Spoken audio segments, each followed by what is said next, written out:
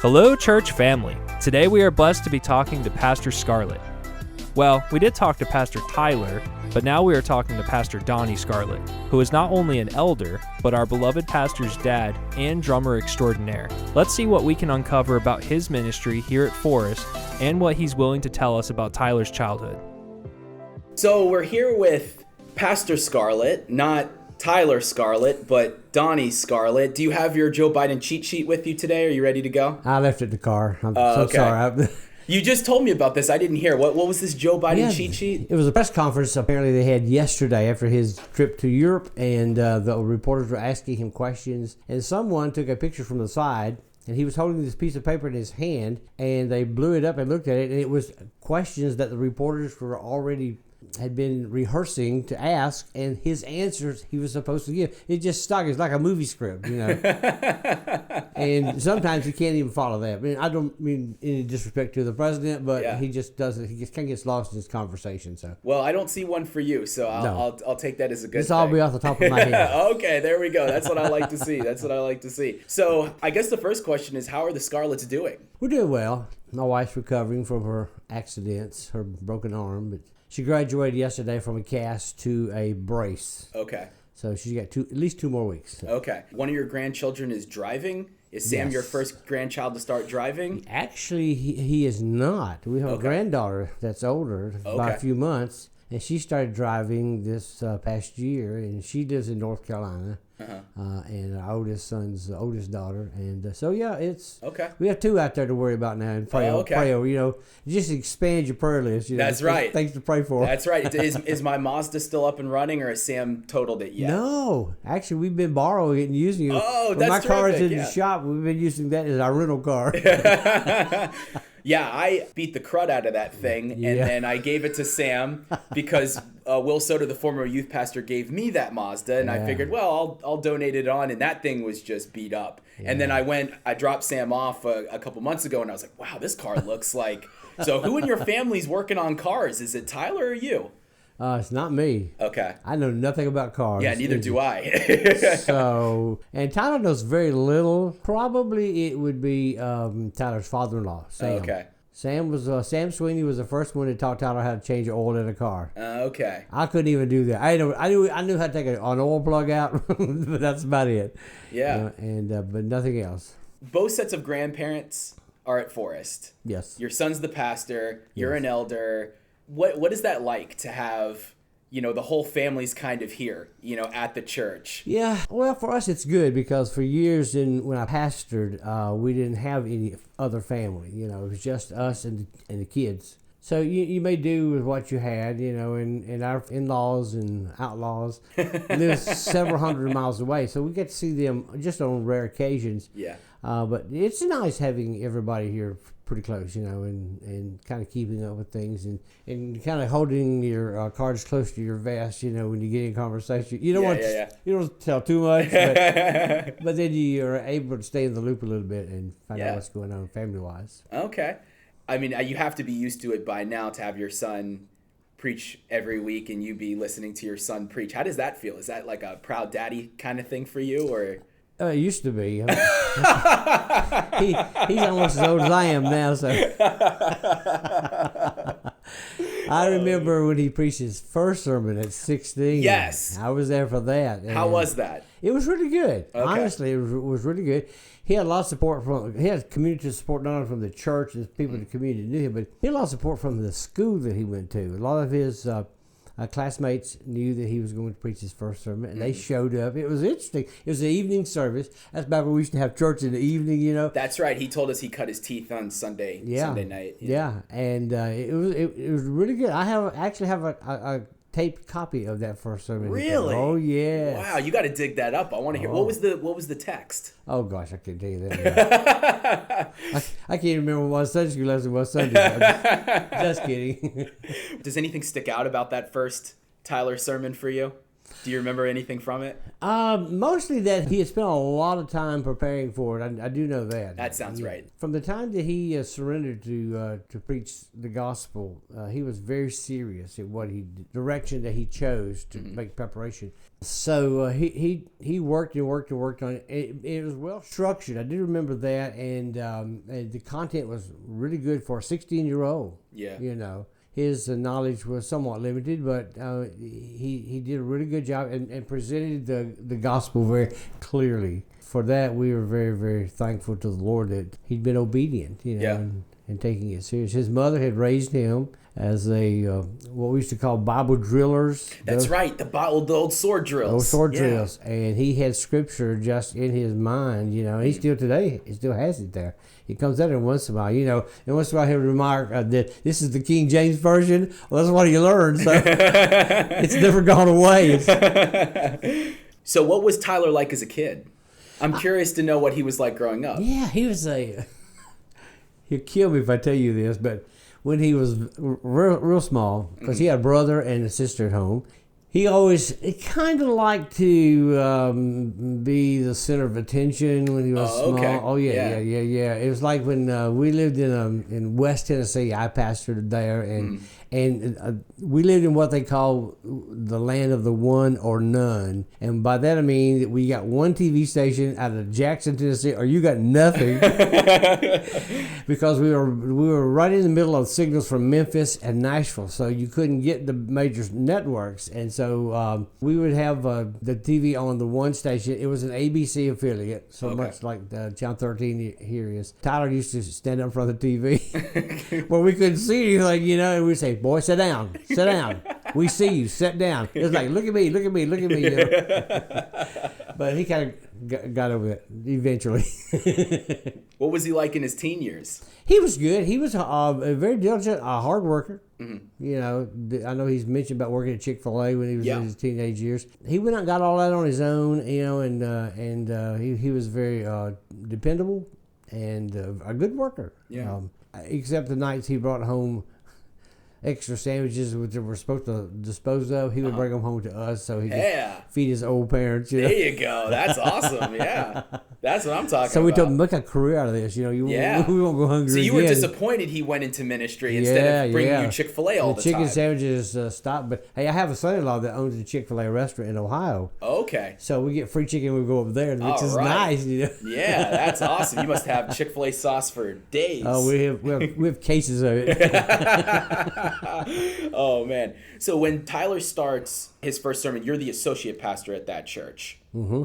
What does your timeline of your ministry look like? Because I know you talk about pastoring different places. What does your pastoring career look like? I started preaching back I know this is a long time ago, 1974. Okay. That was my first year. That's when I got licensed and ordained to the ministry. Mm-hmm. I started pastoring my first church in 1975, about 6 months after I had surrendered to preach. And through the years, we've been in some really good churches, some difficult churches at times, churches that had issues that they needed to address. And it seemed like for us that God sent us there to help the people and get these things straightened out. And then if we got kind of comfortable, they were like, God said, okay, you're going somewhere else, so we had to pack up and move somewhere else. But that started in 1974 and 5, and I've pastored 7 churches in my ministry. And I tell everybody, I said I pastored the 7 churches of Revelation in order as they are listed by Jesus in the letters. So you're like 2 for 7 on those churches, right? 2 still have their lampstands? Yes, they do. Pretty much. But we pastored rural areas. Okay. And met some really wonderful people there. And inner city, when we was in Alabama, Huntsville, Alabama. Okay. For about 20 years. And that just, it's like daylight and dark. Yeah. How you do ministry. And then we came to Virginia after I had sort of semi-retired in Alabama. Yeah. And took a little church up in the mountains over outside of Roanoke. Okay. And that was a whole nother culture. Yeah. For us, to learn how things are done. It's just different. But it's been an interesting journey. Nothing we ever could have predicted. I remember when God called me into the ministry, and I remember getting on my knees and telling the Lord, I said, Father, just like Abraham went not knowing where he was going to go. We're going to go. Wherever you open the door and you send us, we're going to go. Yeah. And I went home, I told Nancy that, and she said, okay, what does that mean? I said, I don't have any idea what that means, but we will see. Yeah. And he has blessed us, and we have developed, we've expanded the family of God in our own lives by doing this. We have friends in all the places that we live. You know, we still stay in touch with a lot of them. You know, and so you've kind of been around the Deep South. Oh yes. Does Virginia count as the South? Is Virginia the South? I feel like you are qualified to answer this question. I really want to know. It's the South, but it's not the real South. Oh, okay. So what's the real South? The real South is, you know, your sweet tea where the spoon stands up in the glass. You know, it's just sort of like Jell-O almost. Yeah, it's so good. Yeah. Things in the Deep South are much more, and I know it's a little bit slower paced here in the Lynchburg area, which this area probably is closer to being like the Deep South. Once you go further north, it's not. Yeah. In Virginia, we experienced time. Yeah. You know, it was not that big of a deal in the Deep South. People lived a much more slower life. Yeah. But people were very, very much more social, I think, in the Deep South because you did know your neighbors, and you went to their houses and you spent time with them and you helped them and got to know them. And for us, it was doing ministry, to people that lived close to us, so we could share the gospel with them. And here it's a little bit different. We know our neighbors, or we live here in Lynchburg, but it's just different. You have to kind of go out of your way. Yeah. Push yourself into their life a little bit, Yeah. We are the outsiders, so we're sort of like they're a little bit suspicious of us. Yeah. Are we spies? Who do we work for? Yeah. But we like it here. I don't particularly like the weather here. Yeah, and recently that has been kind of true. It's been a little up and down, yeah. My wife hated the humidity, and we lived in Alabama. I love the humidity. Wow, you love the humidity. I've never heard that sentence before. Yeah, I love the humidity. I love to get out and work in it, Yeah. And she said, how do you do that? I said, just go do it, It kind of energizes me. And I grew up playing outdoors all the time. Yeah, in Tennessee. Yeah, in the South, and it was hot. The summers were hot, and so we just got used to being out in it. We go out early in the morning, and as kids, and stay out till after dark. Yeah. Our parents had to find us, and bring us in. So where in Tennessee? Where are you from? I was born in Cookeville, Tennessee, but I lived in Lebanon, which is right outside of Nashville. Okay. Lebanon is the home of Cracker Barrel. That's where it started. Is it really? Yes. Okay. We knew the people that started it. And wow. It's interesting, Yeah. You've got some interesting ties. Early in our first John series, Tyler was talking about you guys I guess your wife ran into Paul McCartney. Yeah. You have that autograph on a shopping list. Yeah. Have you gotten that authenticated? She has not. She had somebody that wanted to buy it in Indiana one time. We had a youth pastor when I was pastoring in Alabama. He got all excited about it. He said, hey, let me put this online and see if anybody bites on it, Well, she got this phone call one Saturday morning from this guy in Indiana. He said, I've looked at it. He said, that's the real deal. I can tell you. Wow. And he said, I'll give you this much money for it. And she said, let me think about it, because he has not only Paul, but Linda McCartney when they were married, and she'd have thought she'd get all the kids, because all the kids were in the clothing store running around and being kids, but she's in the process of finding somebody that can authenticate it for her now, because we have newspaper clippings and articles of when he was in town, and that's when he had just formed his new band Wings. Okay. And they were there doing some recording in Nashville. And he lived, while they were there, there was a fellow that was a songwriter.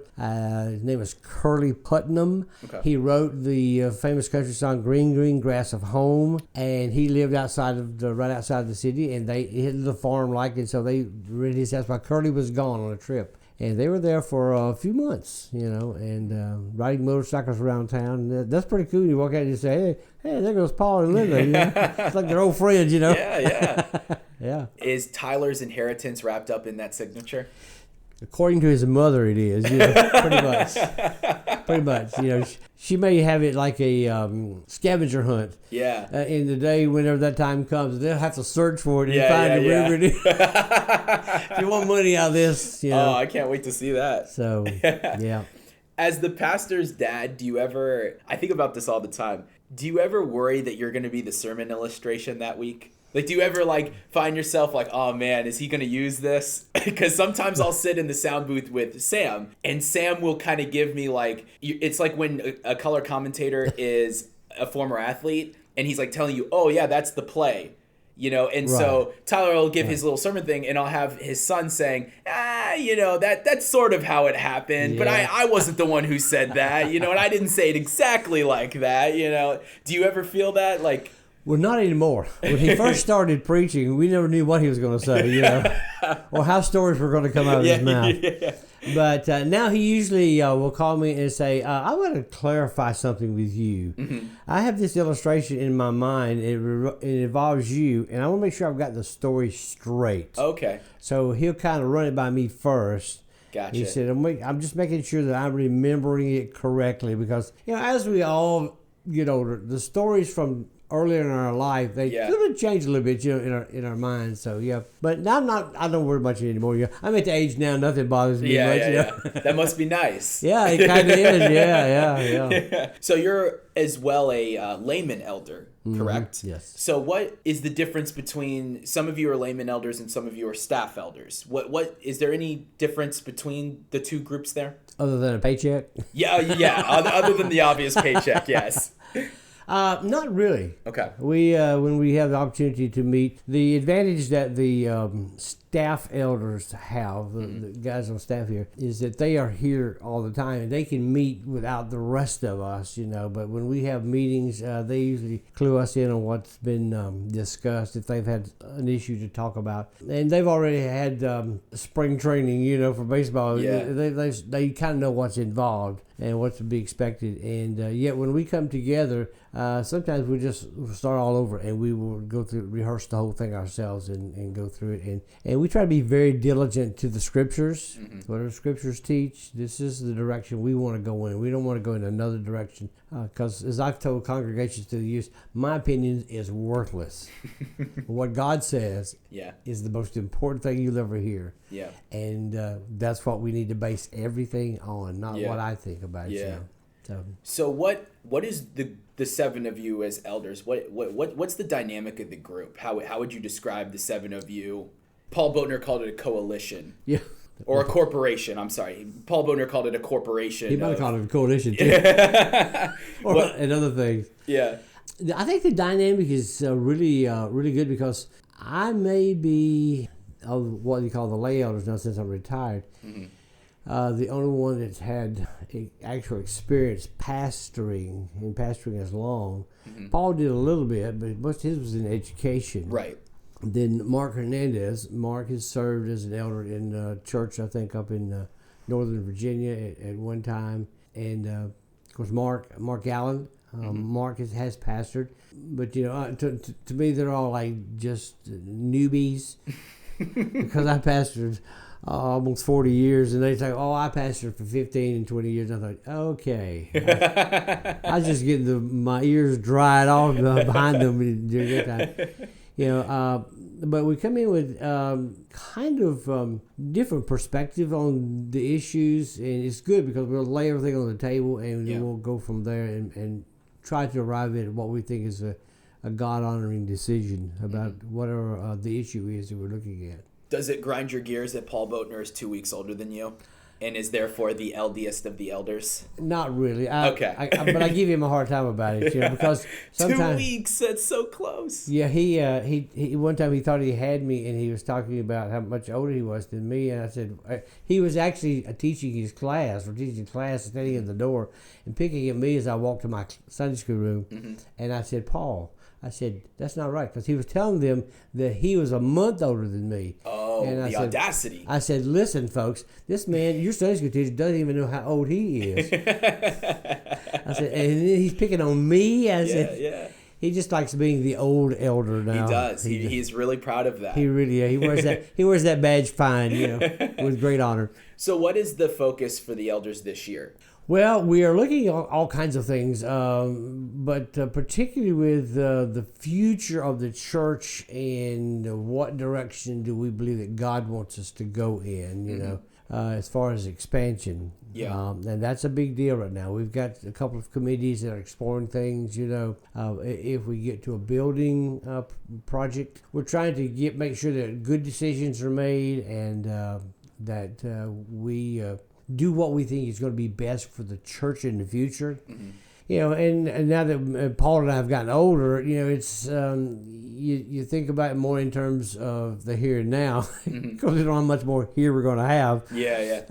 But that and sometimes it just comes down to issues that people have questions about their faith or things that they don't understand in the Bible. We'll kind of lay them on the table and discuss them and try to help them get an answer, not just something to appease them, but tell them this is what God says about it. But I think the biggest thing is that in keeping the cohesiveness of the church together. Through the 2 years of COVID, everybody's church got fractured, and that was just a gimme. And so just making sure that we stay in touch with them and be good shepherds or under shepherds, and stay in touch with our people. Try to keep them in the loop as much as we can, and I try to do that with my own class. I try to stay in communication by email, if nothing else, and let them know of things I know that's going to happen or coming up that will affect them, and they see it and keep them informed about class members. Somebody's having issues, problems, things we need to pray for. Let them know. And I think that's a big part of the church as a whole. It keeps it healthy if we're informed about what's going on. So many people come in and say, "Hey, what's been going on?" You start telling them, "I didn't know that. I didn't know that. Didn't know that." Well, it's pretty well public, but what can I say? You didn't know it. Communication sometimes drops off, and we got to be sure we don't let that happen. Obviously, the biblical mandate of elders is, oversight and the ability to teach. But I've been asking all of you, what doesn't the black and white look like when it comes to, obviously the Bible is clear about some of the qualifications for elders, but practically for Forest, what are some of the other things the elders have kind of picked up and shoulder the responsibility of? I think that probably we have the responsibility of giving some guidance to some of the committees and trying to assist and help the deacon body in their ministry areas. We've had some young men, we have some younger men, this in the last couple of years have come on as deacons in our church. And they just needed some nurturing. They needed somebody to take them and teach them. Yeah. And I was blessed to have picked up Owen Fay. That's right. Yeah, and once in a while, Owen and I will go out to have a meal, and we just sit and talk, and he'll ask me questions, and I'll just try to give him some insight and to mentor him along in what he is doing as a deacon. We've attempted to be a buffer between the congregation and the preaching ministry of the church, particularly for Tyler. That's kind of the things that we try to be aware of, and always being conscious that God is we're going to answer to God, give an account to Him for the things and the advice that we give. Try to keep it as biblical as we can. I remember last year, Tyler last second wasn't able to get back in time to preach in Daniel, and so I remember you kind of impromptu had to come in and do it last second. Do you always have something in your back pocket? Yes. Just in case? Yes. My pastor, bless his heart, he's still alive. He's in his 80s now, and he's retired. But I remember him saying this because we had, in our home church, we had a pastor whose daughter is a member of our church, and he would come visit occasionally, maybe a couple times a year. And every time he would come, our pastor would ask him, his name was Brother Pruitt. He said, "Brother Pruitt, won't you come and preach a message for us today?" And Brother Pruitt said, "Oh, no. I didn't prepare. Mm-hmm. And he always said, "Brother, next time you come, you got to be prepared. I'm going to ask you." And every time he'd show up, our pastor would ask him to come and bring the message, And he told me later, when I started to preach, he said, "Listen, son," he said, "always have one bullet in your gun." Okay. So you've always got that bullet ready to go. You never go to a church, and you never go to a conference that you don't have a sermon somewhere stuck back that you can get to real quick. Before last year, when was the last time you had to fire that bullet? Before last year? Well, I've gotten calls to go and preach in other churches. So, and sometimes it was very late, like on Saturday night, And I've got 40-something years worth of notes and sermon outlines and file cabinets full of all kinds of stuff that I've kept through the years. So is there one specific sermon that you just always kind of like to go to in those situations? No, not necessarily. I've always been one to kind of pray about it and just sense maybe let God show me in my spirit where the congregation is. Because He's the one who knows who's going to be there. I don't know who's going to be there. And Lord, just direct me. And sometimes on a Saturday night, I'll lay out 2 or 3 sermons that I kind of feel good about, and then I'll just start praying over them, and then we'll go from there. But once you've preached them enough through the years, you kind of know the direction you're going in. But sometimes, even in the midst of preaching, the Holy Spirit may prompt you to say something you had not even previously thought about, because it's relevant to that point in the message, and it's relevant for somebody in the congregation, and you don't even know who that's for. Wow, that's a really good point. So we're here in Tyler's other in-laws' Sunday school room, and I promise Sam Sweeney I'm going to put it back the way that I found it. But I want to talk about your Sunday school, because I'm constantly walking through this hallway, and you always, on the little sheet for what people are talking through, yours are always the most interesting. I remember you went through the woes of the Pharisees. The questions of the Pharisees. Mm-hmm. And I think what are you currently going through? We're going through famous last words, which were the 7 sayings of Jesus from the cross. Yeah, like they're very uniquely specific. Yes. Where are you getting your Sunday school ideas from? Out of my file cabinets. Just kidding. No, I pray about it. I actually talked to my Sunday school class and asked them, what would you like to study? I kind of get a little feel for what's on their heart and their mind. And the series through the questions of the Pharisees was something that I got on my heart years and years and years ago, because I went to bookstores and I got very curious one time studying a passage of Scripture, and the Pharisees were questioning Jesus about certain things. And I noted it wasn't the questions, because the questions were fairly common questions that we would ask even today, Yeah.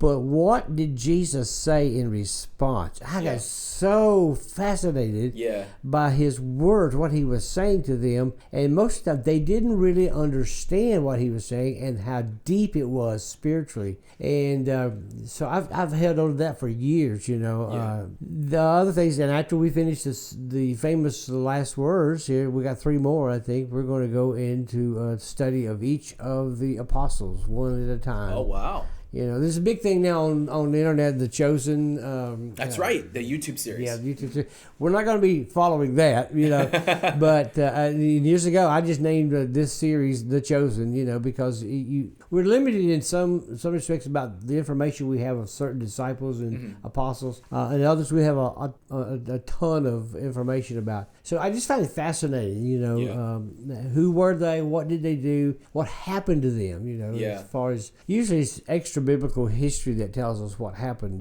because the Bible just stops at certain points. Then we have who knows where we're going to go after that, So. Yeah. Well, what does your class look like? What does Donnie Scarlett Sunday School look like? And if someone walks in Sunday morning and is like, I need to try a Sunday school. Right. Well, we are a class of probably kind of mixed in ages. We don't have real young people. Every once in a while, though, I have a couple of college kids who come and study in, which is, I find that interesting. Yeah. We're probably middle-aged to early senior adulthood, for most of them. And I would say that probably most of the people in our class have been in church for some time, We have a few, maybe 3 or 4 members that are fairly new to the faith. And they're I love that, because they have so many questions and things they don't know. And I'm always getting text messages of, what about this and what about this, And I love it, because I have a couple that if they miss a Sunday, they'll text me and say, can you send me a copy of the outline? Because I hand out outlines with blanks. I learned a long time ago, if people write down something, they'll remember it longer than if you just give it to them, they read it. And they'll remember at least part of what you're trying to teach them. And it's a group that loves to be together. They love the fellowship. We've had great fellowship times throughout the year, and we support one another, as far as reaching out when there are needs in the class itself. I kind of like teaching it even though the subject matter sometimes doesn't allow me to do this, but I like doing expository preaching and teaching through. I like to go through books. I like to go through, as I tell my wife and in classes sometimes, I like to take a verse and break it down, not word by word, letter by letter. Yeah. Let's get down into the nitty-gritty here. What is this really saying? Let's get down there where the rubber meets the road, as some old preachers used to say. And I think they like that. I think if you do enough research, you find things that little nuggets here and there that you could pitch in, and kind of hits the spot for them. Yeah. As long as they're writing, making notes the whole time I'm teaching, I'm happy. So I've been asking everybody this question as we've gone along. If you could witness one biblical event live with your own eyes, see it in person, and you're just viewing it, you're not suffering consequences from it, what biblical event would you want to see unfold for real? Like, I wish I could see X, Y, or Z. And you can't say the resurrection. No. Because everybody wants to see the resurrection. So we're all going to collectively answer as that. Yeah. I discounted and put that aside. Yeah. I have always been fascinated by the prophets. And I love Elijah and Elisha. And I found that I think that when Elijah confronted the prophets of Baal on Mount Carmel and called down fire from God, and God not only sent the fire, but he devoured everything that Elijah had put together, constructed, even watered it down. Yeah. And the fire lapped up the water. How could you not be impressed with that, Well, Ahab found a way to not be impressed by that. Yes. And go over to the book of James, where James says that Elijah was a man of like temperament as we are. He was just a man, He was somebody that God used. But to have that power in your own life, spiritual power, where you could just ask God for something and you're going to get it. Yeah. And what was it like to be around people like that? I'm just so fascinated by that. But I would like to be on Mount Carmel. I would not have been on the side of the Baal worshipers, but with Elijah, and I'd love to have seen that. Reed Hernandez said the same thing. Oh, really? He picked Mount Carmel as well. Yeah. So you guys will have to tussle over which one of you wants it, unless there's another prophetic event you'd like to see as well. Well, hey, you never know. I'll talk to Reed. Well, Donnie, thank you so much for being with us. Thank you, man. We're thankful for what the elders are doing, for your ministry, for the Scarletts in general. We'll be praying, and hopefully as the year goes on, we'll continue to push forward, and we'll be alongside you guys, and we're thankful for you guys as elders and as staff and all that. So thank you for being with us, and we'll talk to you again real soon. All right. Thank you for your podcast and keeping the congregation informed. Of course. People who listen, it's great. They enjoy it. Thank you. Take care. Thank you for listening to the FBC Extra Podcast. Next week, we will have our last episode of Witnessing to the Witnesses with Jonathan Leslie. You can check out that series or our Rest Assured series in 1 John on our Facebook page, website, or FBC podcast channel. See you next time.